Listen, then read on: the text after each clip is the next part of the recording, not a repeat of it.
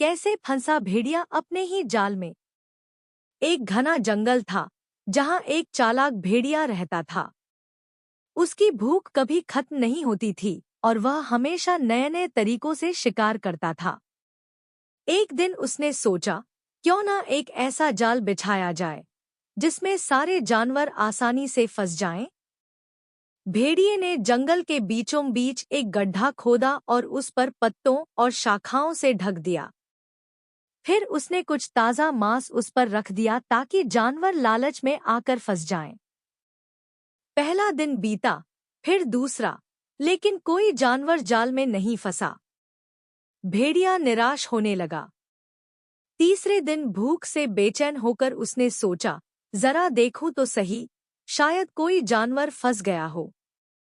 वह सावधानी से गड्ढे के पास पहुंचा और मांस को सूंघते हुए जाल की जांच करने लगा। लेकिन जैसे ही उसने आगे बढ़कर मांस को छूने की कोशिश की, पत्ते और शाखाएं धंस गईं और भेड़िया अपने ही बिछाए जाल में गिर पड़ा। गड्ढा गहरा था और भेड़िया जितना निकलने की कोशिश करता, उतना ही नीचे फिसल जाता। उसे समझ आ चुका था कि उसकी चालाकी उसी पर भारी पड़ गई। ऊपर से खरगोश, हिरण और दूसरे जानवर इकट्ठा होकर हंस रहे थे।